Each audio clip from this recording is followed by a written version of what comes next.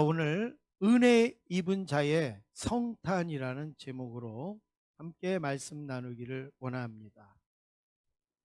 해마다 성탄이 되면 재미있고 또 즐겁고 때로는 유머스러운 이야기로 말씀을 시작하긴 하곤 했습니다. 그런데 오늘은 그런 말씀보다도 다른 이야기를 나누면서 시작하기를 원합니다. 세상에 1년 넘게 마스크를 쓰면서 세상이 많이 힘들어지고 있을 때 문득 하나님의 마스크, 예수님의 마스크를 생각하게 되었습니다. 물론 하나님의 마스크라는 이 말은 종교개혁을 일으켰던 마틴 루터가 쓴 적이 있습니다. 그러나 마틴 루터가 하나님의 마스크라는 단어를 쓸 때 그것은 하나님의 영광이 너무 빛나서 얼굴을 마스크로 가리우시지 아니하면 죄 많은 인간이 하나님을 온전히 볼 수 없을 것이다 라는 의미에서 마틴 루터는 하나님의 마스크라는 단어를 썼습니다. 그러나 오늘 저는 하나님의 마스크에 대해서, 예수님의 마스크에 대해서 조금 다르게 생각해 보려고 합니다. 우리가 마스크를 쓰는 순수한 이유는 오염이나 감염을 막기 위해서 우리는 마스크를 사용을 합니다. 코로나도 마스크를 잘 쓰면 방역에 많이 도움이 된다고 하지 않습니까? 그렇다면 거룩하신 예수님이 죄 많은 인간을 위해서 이 땅에 오실 때 이 땅에는 죄투성이고 죄의 오염이 되어져 있고 죄로 부패되어져 있고 타락하고 썩어져 있지 않습니까? 죄 없으신 주님이 이 땅에 오시려면 마스크를 쓰셔야 되겠다. 왜냐하면 예수님의 방역을 위해서 우리의 죄가 또 전파될 수도 있고 감염될 수도 있지 않습니까? 그래서 예수님이 만약에 이 땅에 지금 오신다면 마스크를 쓰고 오셔야 되지 않을까 생각하게 되었습니다. 물론 우리 인간적인 어떤 내용으로 제가 지금 비유하여서 말씀을 드리는 겁니다. 그러나 우리가 알고 있듯이 예수님이 이 땅에 오시면서 예수님 자신을 위해 마스크를 쓰시거나 또 아니면은 자신을 보호하기 위해서 하신 일이 있는가? 아무것도 없습니다. 왜냐하면 예수님은 인간 사이에서 대접을 받으시거나 살아남기 위하시거나 아니면은 뭔가 유익을 얻기 위하여서 이 땅에 오신 것이 아니라 오히려 우리의 죄를 짊어지시고 십자가에 죽기 위하여서 오셨기 때문에 어떻게 보면 예수님은 마스크가 필요 없는지 모릅니다. 그런데 요즘 갑자기 제가 이런 생각이 들었습니다. 아, 예수님도 당신 자신을 위하여서는 마스크가 필요 없겠지만 지금 이 시간에서 예수님도 마스크를 쓰시겠구나. 예수님도 분명히 마스크를 쓰시겠구나. 얼굴의 영광을 가리우기 위한 것도 아니고 죄의 오염이 될까 봐도 아니고 분명히 마스크를 쓰시겠구나. 그 이유는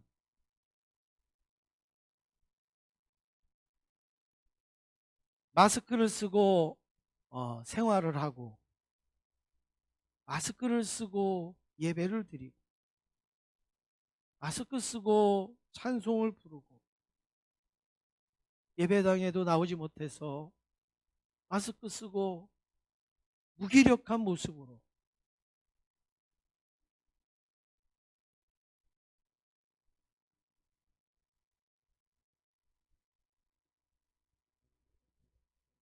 답답한 삶을 살아가는, 답답한 예배를 드리고 있는 우리 인생들을 끌어안으시고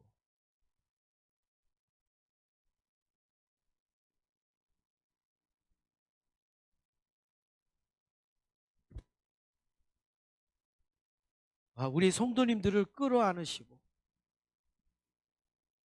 예수님께서 이렇게 말씀하실 것 같습니다.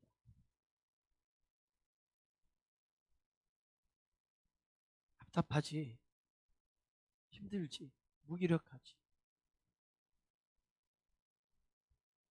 나도 너희와 함께 마스크를 썼어.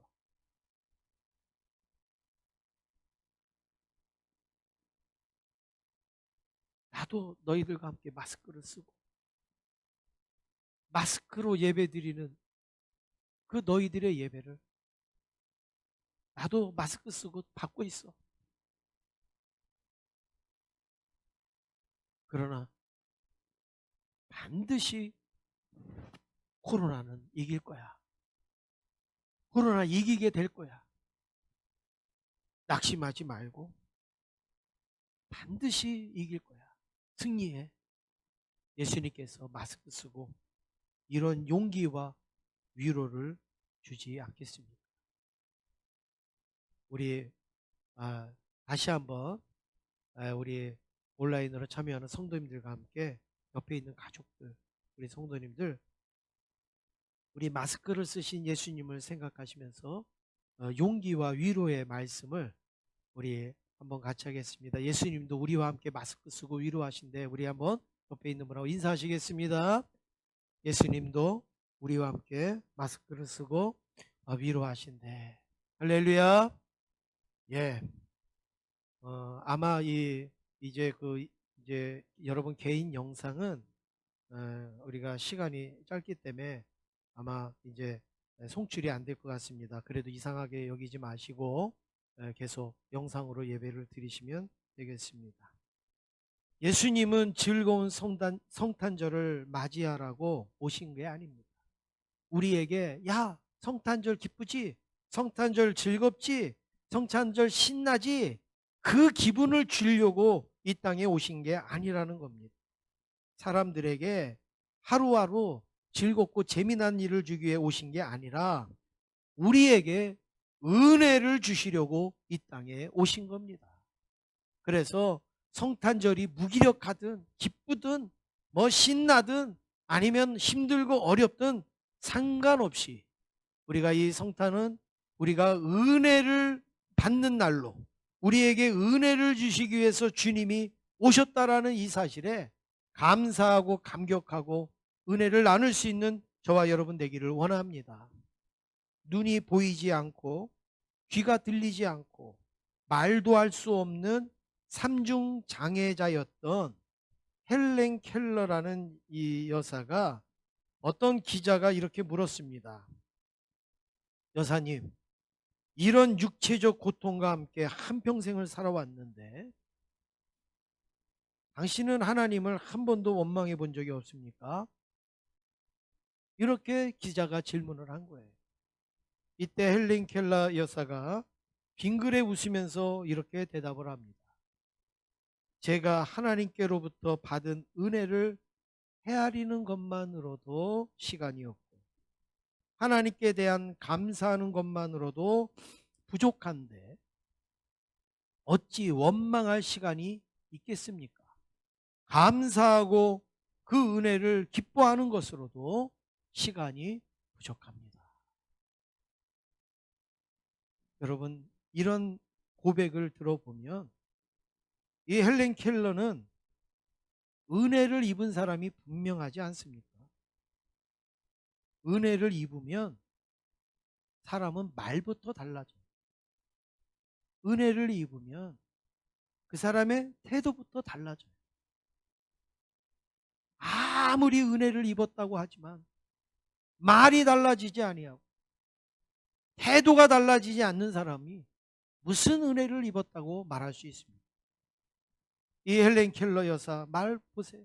남들보다도 3중 4중으로 어려운데 불평하지 않았느냐 하니까 나 감사할 시간도 부족합니다.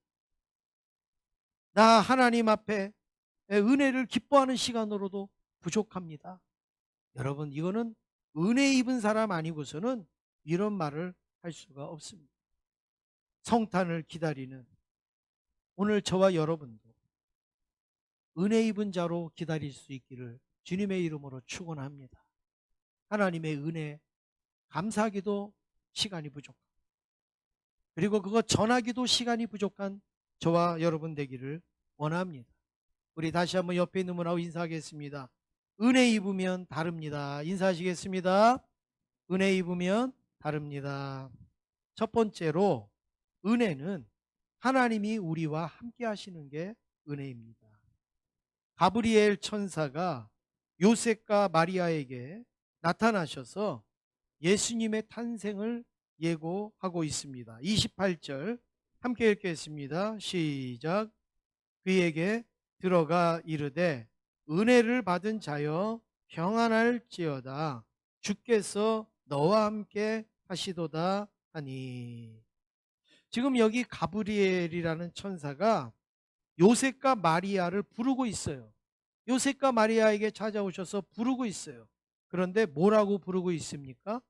여기에 보면 은혜를 받은 자요.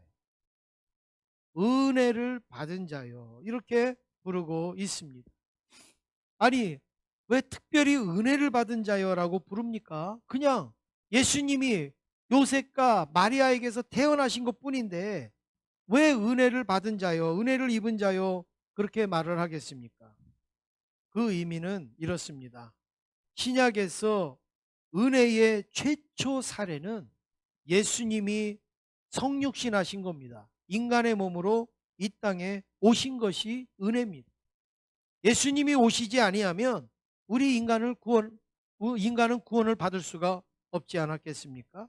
그래서 예수님이 인간의 몸으로 이 땅에 오신 사건, 이거를 임마누엘 사건이라 이렇게 말하지 않습니까? 예수님이 오시기 약 730년 전에 이사야 선지자가 구세주에 대해서 예언을 했습니다. 이사야서 7장 14절에 그러므로 주께서 친히 징조를 너희에게 주실 것이라. 보라, 처녀가 잉태하여 아들을 낳을 것이요 그의 이름을 임마누엘이라 하리라. 이렇게 수백 년 전부터 임마누엘로 오시겠다라는 예수님이 오셨는데, 그 예수님이 어떻게 오셨는가? 요셉과 마리아를 통해 오셨다라는 거예요. 요셉과 마리아를 통해 오셨다. 하나님의 예언이 요셉과 마리아를 통해서 이루어졌습니다. 하나님의 예언이 자신들의 몸에서 이루어졌어요. 여러분, 이게 은혜 받은 거죠. 이게 은혜 입은 것이죠. 오늘날 수많은 교회가 있는데, 수많은 사람들이 있는데,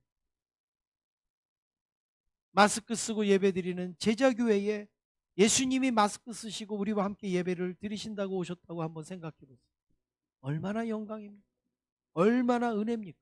물론 지금 이 시간에도 예수님은 우리와 함께 하시고 수많은 교회, 수많은 예배 드리는 분들과 마스크 쓰시고 함께 예배를 드리시겠지만, 실질적으로 예수님이 이곳에 오셔서 우리와 예배를 함께 드리신다면 여러분, 이거는 우리는 말할 수 없는 은혜를 받은 모습 아니겠습니까?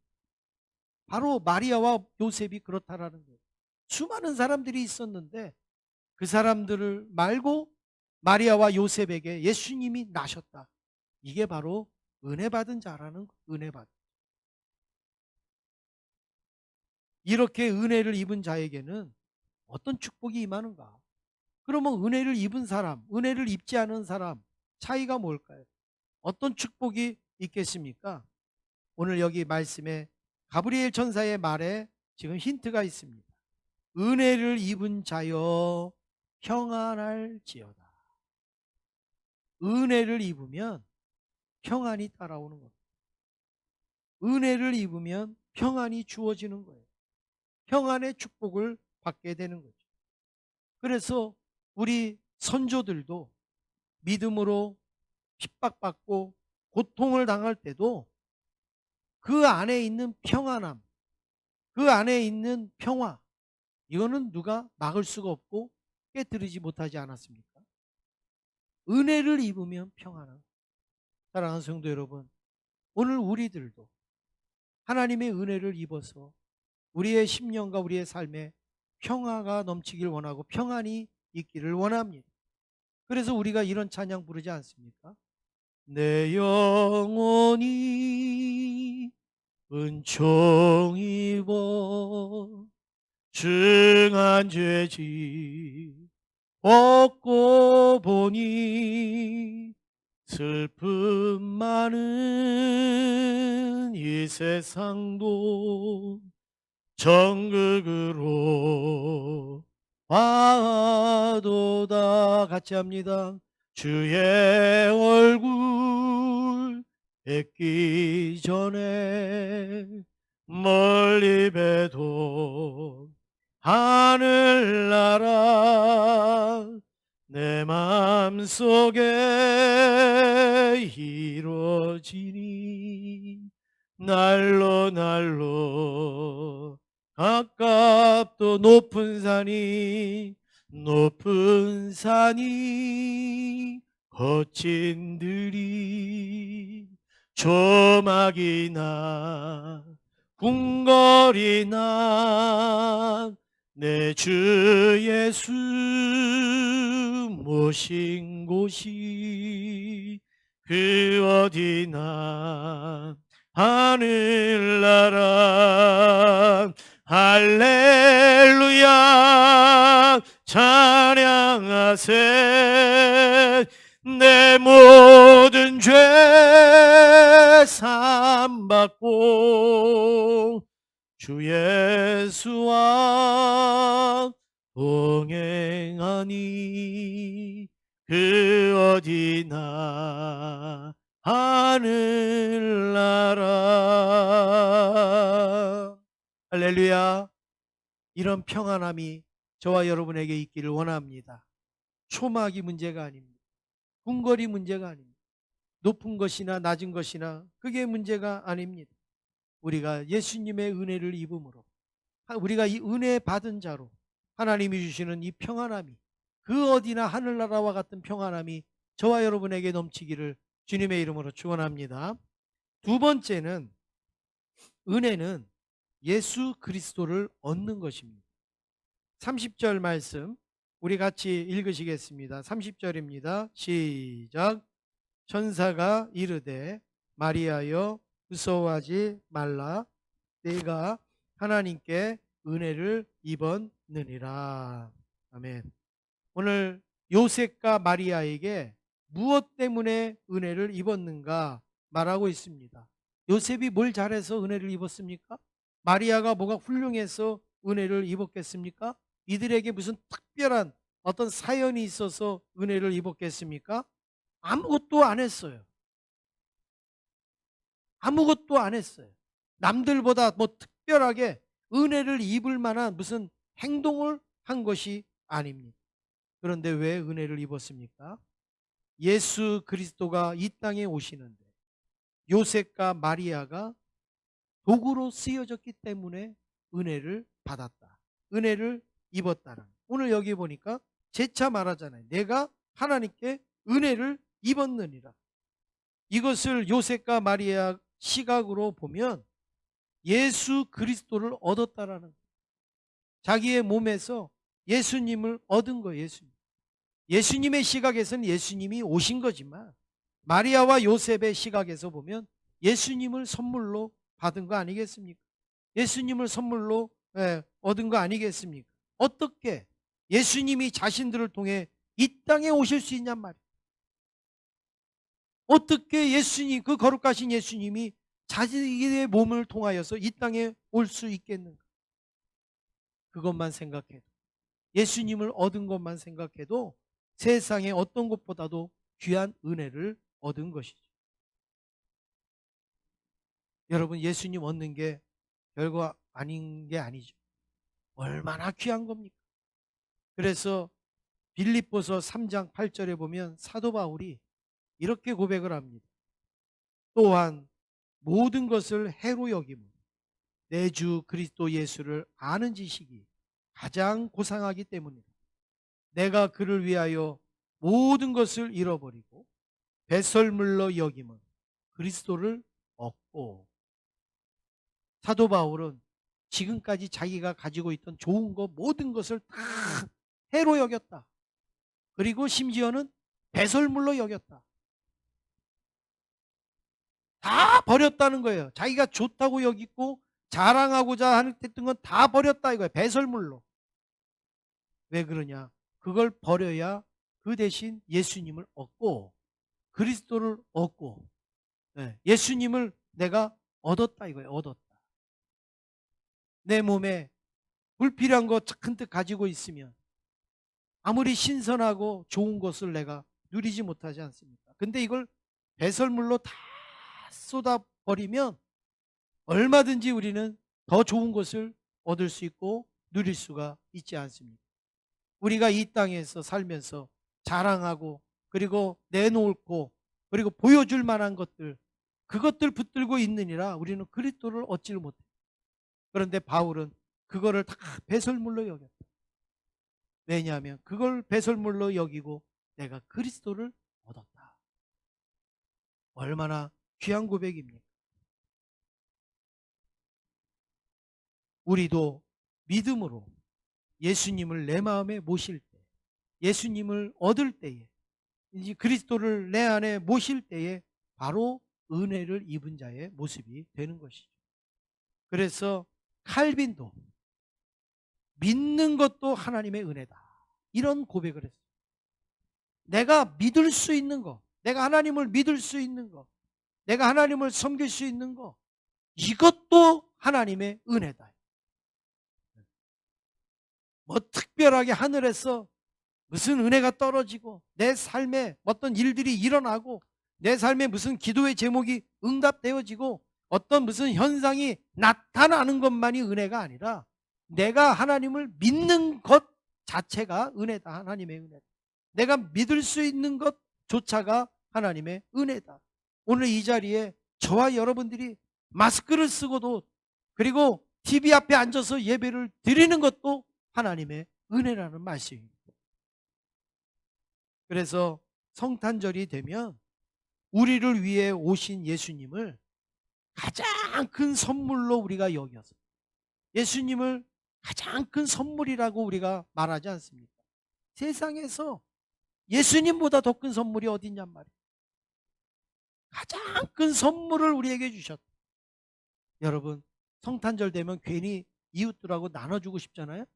성탄절이 되면은 괜히 뭔가 뭐 카드도 보내고 싶잖아요. 메시지도 보내고 싶지 않아요? 또 아니면 선물도 나누고 뭐 이렇게 하고 싶지 않습니까? 왜 그렇습니까? 그게 왜 성탄절에 무슨 성경에 선물 나눠줘라 뭐 이런 말 없는데 왜 성탄절에 왜 그런 일을 하겠는가? 이거는 바로 예수님이 우리에게 가장 큰 선물이라는 그 의식이 강하기 때문에 그 선물을 표현하기 위해서 또 가족들에게, 이웃들에게, 어려운 분들에게 선물을 나눠드리는 것은 자연스럽게 그렇게 나타나게 된 것이죠. 요즘은 산타클로스가 각 가정마다 다니면서 선물을 나눠드려야 되는데 방역 때문에 못 들어가죠. 그래서 산타가 요즘은 산을 지킨대요. 산이 타나 안 타나, 불이 나나 안 나나, 산을 지킨대. 그런데 어제 저는 잠깐 제 아내와 산타가 되어 봤습니다. 그래서 선물을 이렇게 몇 가정 이렇게 배달을 했습니다. 어느 성도님이 교회 선물을 가져오신 거예요. 손자 선물을, 성탄 선물을 하려고 하는데 마음속에 할머니 없는 아이들도 선물을 주면 좋겠다. 이 생각이 들어서 손자 선물을 사면서 선물을 더 산 거예요.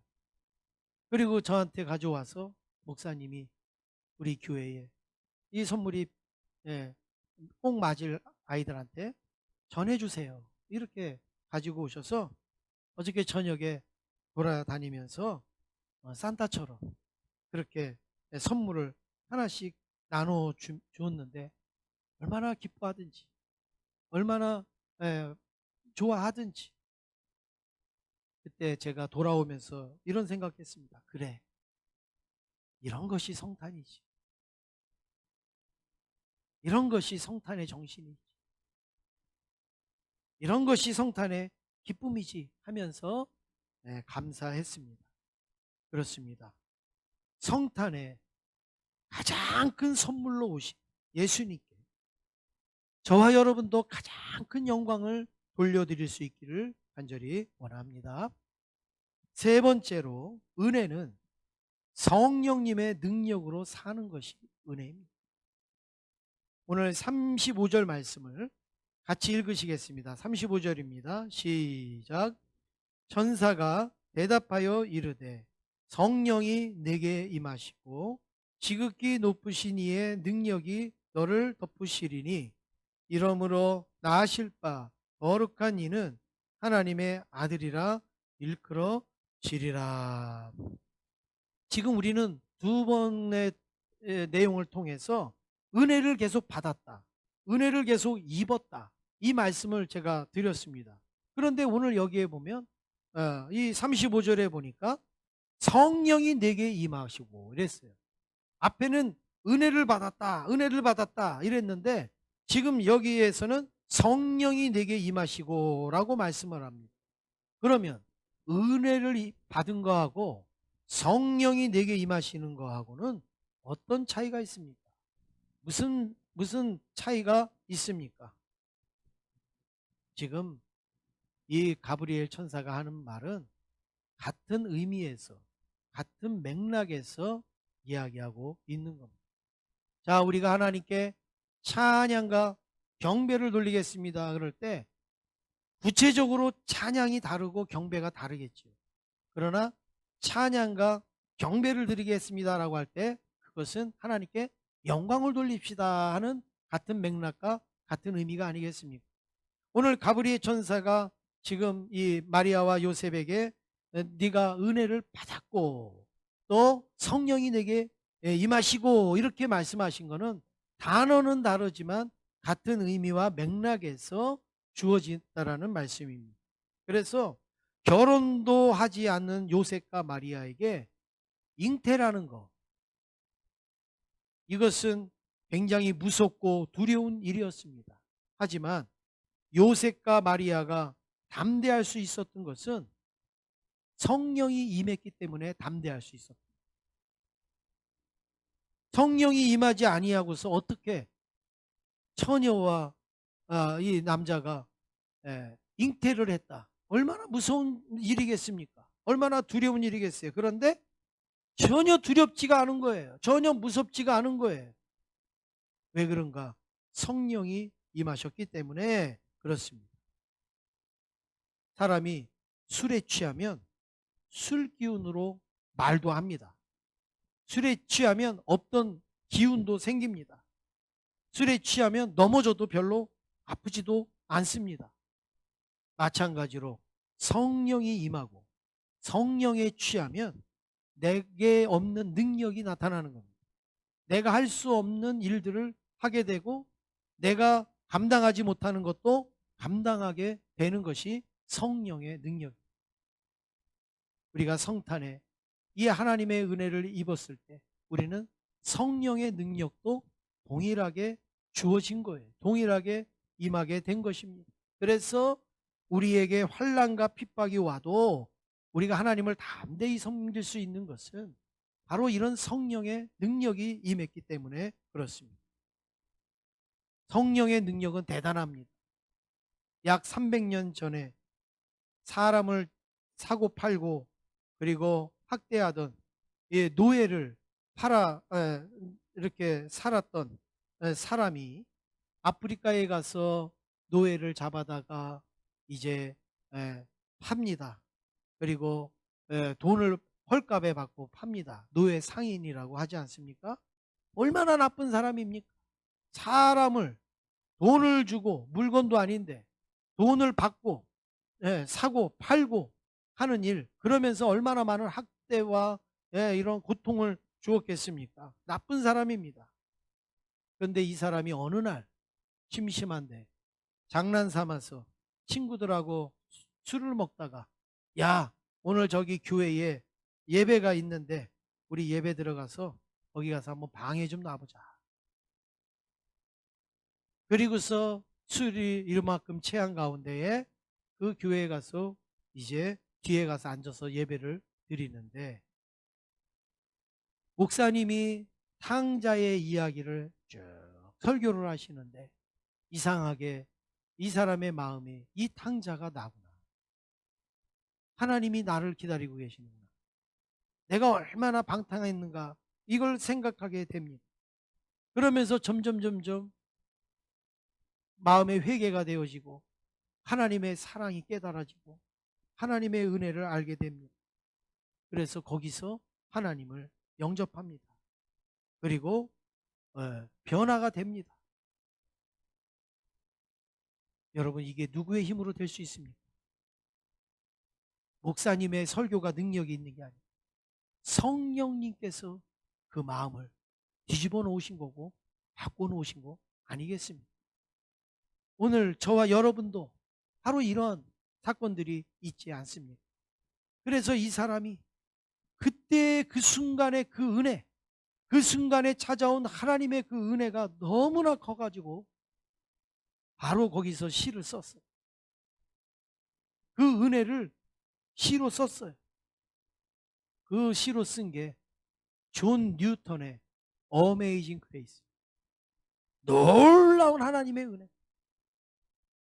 하나님을 방해하려고 들어갔다가 놀라운 하나님의 은혜를 성령으로 경험을 하고, 지금도 세계에서 가장 유명한 찬송가, 가장 많이 불려지는 찬송가, 가장 은혜를 많이 끼치는 찬송가, 세상 사람들도 부르는 찬송가 어메이징 그레이스가 바로 여기에서 탄생을 한 거야. 이때 존 뉴턴이 뭐라고 고백합니까? 나 같은 죄인 살리시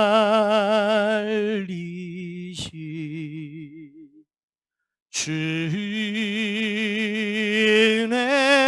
놀라운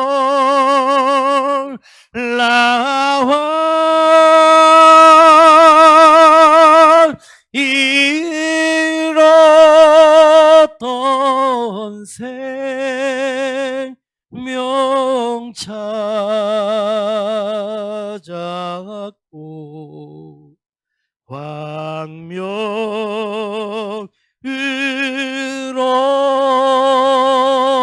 덧네.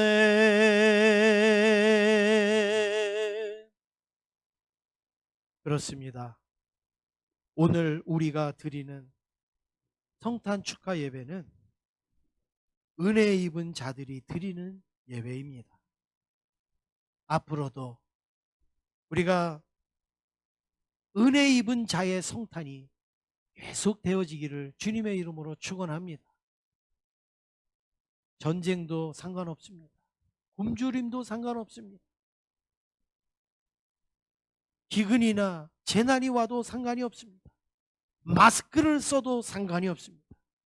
우리는 언제나 성탄이 되면 은혜를 입은 자이고 성령의 능력을 경험한 자로 주님께 감사와 찬송과 영광을 돌리게 될 줄로 믿습니다.